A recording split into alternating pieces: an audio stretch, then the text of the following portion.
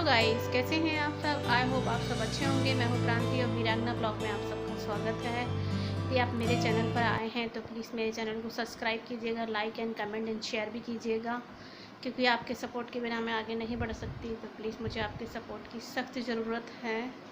कुछ समय से मेरा वीडियो कंटिन्यू नहीं आ पा रहा है क्योंकि मेरी तबीयत ठीक नहीं है, और जिस समय टाइम मिलता है उस समय वीडियो बना लेती हूँ, क्योंकि मेरा फ़ोन भी ख़राब चल रहा है तो भाभी का फ़ोन लेके वीडियो बनाना पड़ता है।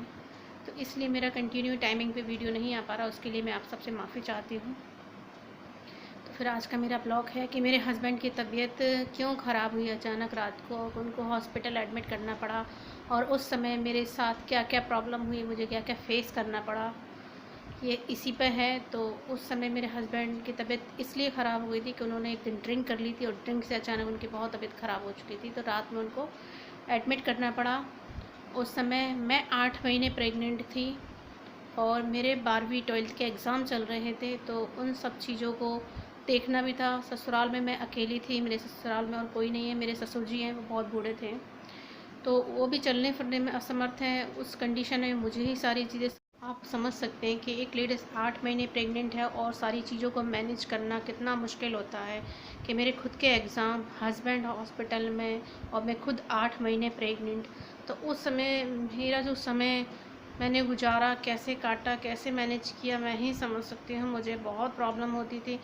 सुबह सुबह उठकर अपने एग्ज़ाम देने जाना, उससे पहले उठकर हस्बैंड के लिए खाना बनाना, ससुर जी के लिए खाना बनाना, घर का सारा काम करना, और अपनी पढ़ाई भी, और हॉस्पिटल भी जाना, उनको देखना दोनों टाइम। और इस कंडीशन में एक 8 महीने की औरत को कितनी परेशानी होगी, और वो अपने मैनेज कैसे कर रही होगी। और कॉलेज भी दूर था, मुझे एग्ज़ाम देने के लिए जाना पड़ता था, और कभी कभी तो मुझे पैदल जाना पड़ता था क्योंकि ऑटो नहीं मिलती थी इतनी सुबह सुबह एग्ज़ाम के लिए। तो उस समय मैं बहुत थक जाती थी। मैं भी उनको देखते देखते मैं भी बीमार पड़ गई, लेकिन ये सोचा कि हस्बैंड है मेरे तो सब कुछ है। अगर मैं बीमार पड़ जाऊंगी, हिम्मत हारूंगी, तो मैं कैसे संभालूंगी अपने हस्बैंड को, अपने घर को, अपने ससुर जी को। तो बस यही सोचकर अपनी तबीयत को ना देखते हुए अपने घर का सारा काम करना, हस्बैंड को देखना, उनकी सेवा करना, ससुर जी की सेवा करना, क्योंकि वो ज़्यादा चल फिर नहीं पाते थे। उनका इतना भी नहीं था कि मैं हॉस्पिटल जाके अपने बेटी को खाना देकर यहाँ जाऊँ। मैं जब सारा काम कर लेती थी और हॉस्पिटल 7 बजे पहुँच जाती थी, 8 बजे से मेरा एग्ज़ाम होता था, तो वहीं से फिर अपना कॉलेज के निकल जाती। और रास्ते में चलते हॉस्पिटल अक्सर जब चेकिंग होती थी तो लेडीज़ ये सोचती थी कि आपने कुछ क्या रखा है, तो मैं बोलती थी मैं प्रेग्नेंट हूँ, तो मैडम इसलिए आपको ये लग रहा है। तो उस कंडीशन में मेरे साथ काफ़ी कुछ ऐसी परिस्थितियाँ हुई कि कोई साथ देने वाला नहीं था। ससुराल में कोई किसी का नहीं होता है, ये मैंने देखा है।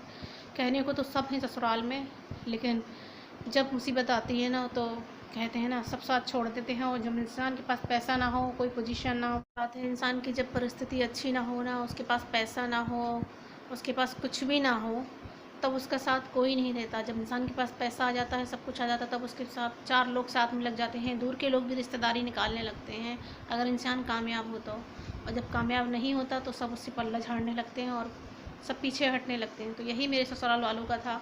कहने को मेरे ससुराल में सब लोग थे, मेरे जेठ जेठानी सब लोग, नंद वगैरह, लेकिन उस टाइम कोई किसी के काम नहीं आया, और अभी तक कोई काम नहीं आता है। मैं कहने को मायके में रहती हूँ अपने, तो कभी कोई मेरे से ये नहीं पूछता कि क्रांति तुम कैसी हो, तुम्हारा बेटा कैसा है।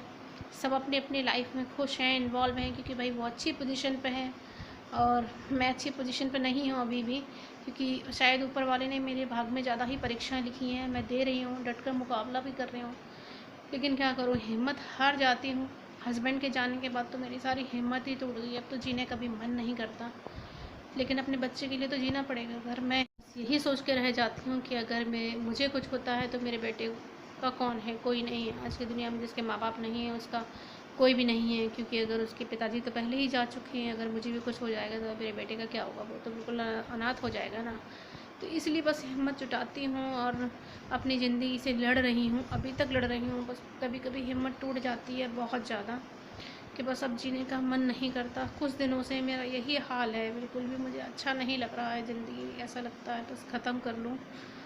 बहुत मुश्किल हो रहा है क्योंकि अभी मेरे पास जॉब भी नहीं है, तो फाइनेंशियली स्थिति भी ख़राब हो चुकी है और सब कुछ मैनेज करना तो उस कंडीशन में जब हस्बैंड एडमिट थे तो मुझे ये सारी प्रॉब्लम फेस करना पड़ी। उनको कई बार समझाया मैंने कि आप ड्रिंक नहीं कीजिए, बच्चे का मुंह देखिए, मेरा मुंह देखिए, क्योंकि कोई किसी का नहीं होता। आपने अपनी फैमिली को देख लिया, कोई किसी का साथ नहीं देता है। उनको मैंने लाखों बार समझाया पर वो मान जाते थे, लेकिन फिर कभी कभी फिर पी लेते थे तो फिर तबीयत ख़राब हो जाती थी। उनको कईयों बार समझाया मैंने।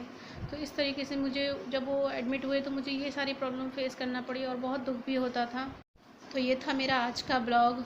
गाइस, मुझे आपके साथ की बहुत ज़रूरत है, सपोर्ट की बहुत ज़रूरत है। यदि आप मुझे सपोर्ट करेंगे तो मैं लाइफ में ज़रूर आगे बढ़ूँगी। और बस यही आपसे प्रार्थना है मेरी कि प्लीज़ मुझे सपोर्ट कीजिए। बिना सपोर्ट के इंसान आगे नहीं बढ़ सकता। किसी भी चीज़ में कोई सा भी क्षेत्र हो, बिना सपोर्ट के कोई भी कभी भी आगे नहीं बढ़ सकता।